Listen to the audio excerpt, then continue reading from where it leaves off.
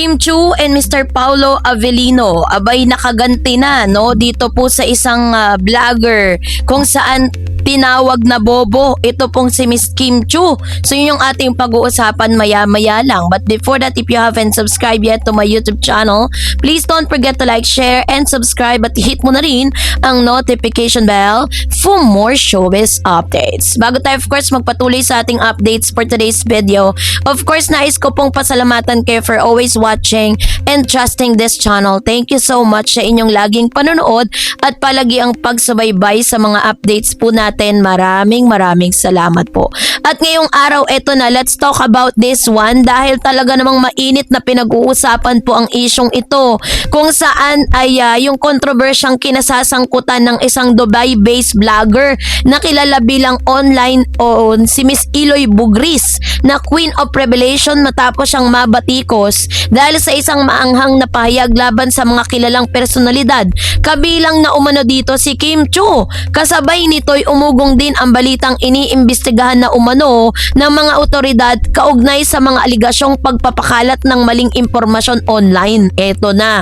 No, bagamat maraming version ng kwento ang kumakalat sa social media, mahalagang linawin na walang opisyal na dokumento na nagpapatunay na wanted na siya. Pero si Eloy Bugris dahil lamang sa umano'y pagtawag niya ng masasamang salita kay Kim Chu. Gayunpaman, may mga ulat na iniimbestigahan siya ng National Bureau of Investigation o NBI kaugnay sa iba pang online statement at content na umano'y lumabag sa ilang batas tungkol sa cybercrime at misinformation. So, pinapalabas ng balitang ito na hindi man direktang nakagante, no? Ito pong si Mr. Paulo Avellino at si Miss Kim Chu, pero may ibang gumagante kasi alam ko mali yung salitang gante, pero parang deserve kasi nito talaga na makarma dahil sa pagpapakalat nga ng mga maling impormasyon. Ayon po sa mga lumabas sa balita, ang tunay na sentro ng investigasyon ay may kaugnayan umano sa pagpapakalat ng maling impormasyon tungkol sa kalusugan ni Ferdinand Marcos Jr. Sa ulat, sinabi na nakatanggap umano ng supwena ang vlogger at inaatasang humarap sa NBI Cybercrime Division bilang bahagi ng investigasyon.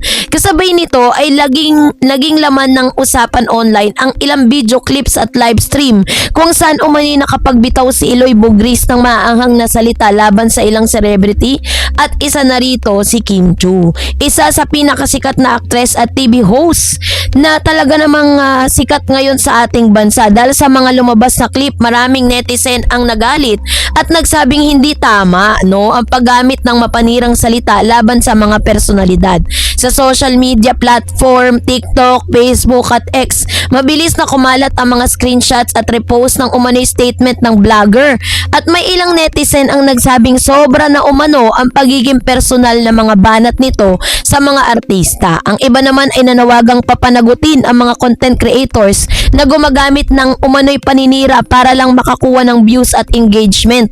Sa kabilang banda, may ilang supporters naman na vloggers na nagsasabing bahagi lamang ito ng freedom of expression at opinion online. So, kailangan po kasi bilang mga mamamayang Pilipino, is alam din po natin yung ating limitation. Yes, we have all the freedom to express our opinion, pero kung yung opinion po ninyo ay nakakasira na po sa kredibilidad at pagkatao ng isang tao, that's really parang that's really illegal at ayan po ay labag na sa batas ng pangtao, 'di ba? Kaya nga tayo may mga batas para po meron tayong susundan sa kung ano yung dapat at hindi.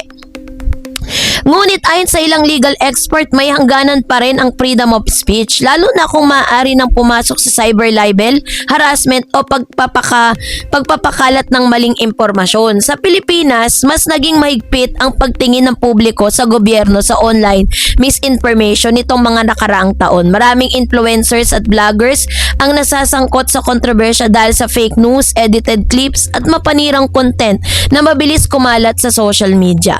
So dahil dito, hindi na nakapagtataka kung bakit masusing iniimbestigahan ngayon ng mga otoridad ang ilang online personalities. Ayon po sa ulat, pinadalhan umano ng supwena. So ito pa lang si Eloy Bugris ay may supwina na, 'di ba? Kung pinadala na siya ng letter upang sagutin niya ang mga ilang aligasyon kaugnay sa kanyang online content. Samantalang nananatili namang tahimik sa issue si Miss Kim Chiu, wala pa siyang direktang pahayag tungkol sa umano'y pambabatikos sa kanya ng vlogger. Kilala si Kim bilang isa sa mga artistang madalas mabash online, ngunit pinipili lamang umano niyang huwag patulan ang karamihan sa mga intriga. Si Kim Chiu ay isa sa pinakamalaking pangalan sa Philippine entertainment anang industriya mula nang manalo siya sa Pinoy Big Brother Teen Edition noong 2006. Tuloy-tuloy na ang kanyang tagumpay sa telebisyon, pelikula, endorsement at negosyo. Kilala rin siya bilang host ng It's Showtime at dahil sa kanyang kasikatan, hindi rin maiiwasan na madalas siyang maging target ng online criticism o fake news. Sa kabila nito, marami ang humanga kay Kim dahil sa kanyang pagiging matatag sa gitna ng intriga at personal na pagsubok. Matatandaan din na naging laman ng balita noon si Kim matapos pagbabarilin yung kanyang van noong 2020 habang papunta siya sa trabaho. Mabuti na lamang at walang nasaktan sa insidente. Hanggang ngayon ay isa pa rin ito sa mga pinakamatinding pangyayaring kanyang pinagdaanan bilang public figure. So bukod dito, naging laman din ng balita si Kim nitong mga nakaraang buwan matapos siyang magsampa ng qualified theft complaint laban sa kanyang kapatid kaugnay sa kanyang financial discrepancy sa kanilang negosyo. So sa gitna ng lahat ng mga kontrobersyang ito, patuloy pa rin ang suporta ng kanyang mga fans at supporters. Kaya naman marami rin ang nagalit nang lumabas ang umano'y mapanirang komento laban sa aktres mula sa ilang vloggers at online personalities. Para sa ilang observer, sumasailalim ang isyong ito sa lumalaling toxic culture social media kung saan madalas ay ginagamit ang kontrobersya at paninira upang makakuha ng views, followers at online engagement. Kasi sa panahon ngayon, isang viral clip lamang ay magdudulot na ito ng malaking epekto sa reputasyon ng isang tao, which is tama naman, 'di ba? So sa nangyari po kay Miss Kim Chiu ngayon, talagang mas minamabuti nila na tumahimik at hanggang sa ngayon wala pa naman pong confirmation kung totoo nga yung claims nito pong itong si Eloy Bugris na sila po ay magpinsan daw ni Mr. Paulo Avellino, 'di ba? At the same time, marami rin mga evidence na nagsasabing hindi raw totoo yung mga evidence or wala daw ebidensya or direktang ebidensyang makapagsasabing talagang magkamag-anak sila. 'Di ba? At kung magkamag-anak man sila, much better nakausapin ni Paulo itong si Eloy Bugris, 'di ba? Natigilan niya si Kim Chiu. At hindi parang nakakainis lang minsan, hindi mo naman kilala yung pagkatao ng isang tao. Ikaw nga, binibigyan siya ng karapatan, 'di ba? Si Eloy Bugris, binibigyan siya ng karapatan na magsalita laban sa mga gobyerno. Pero hindi ibig sabihin na dahil nga mahal mo at pinagtatanggol mo ang mga Duterte, pinapalabas mong malina at bobo yung mga kumakalaban sa kanila.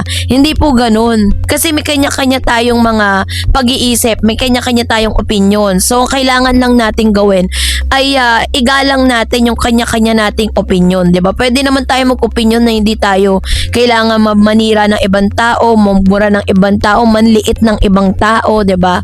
Yun po yung kumbaga parang gamitin po natin yung ating pong freedom of expression in a good way. And tama po yung sinasabi ng ilan na parang very harsh yung kanyang mga pananalita kapag pinanood niyo yung mga vlogs niya. Talagang wala siyang pinipili. Wala siyang ini-screen ng mga salita, lahat sasabihin niya at lahat ay talagang ilalabas niya sa kanyang vlogs. Kaya naman hintayin na lang natin yung tamang proseso para dito kay Eloy Bugris. Ang mahalaga, hindi man kumilos, wala mang ginawa si Kim at si Paulo, pero meron naman pong balik lahat ng kanyang mga ginawa at sinabi. Kaya naman, kayo na po humusga, mag-comment kayo sa comment section. That's it for today. For more videos and updates, please don't forget to like and subscribe.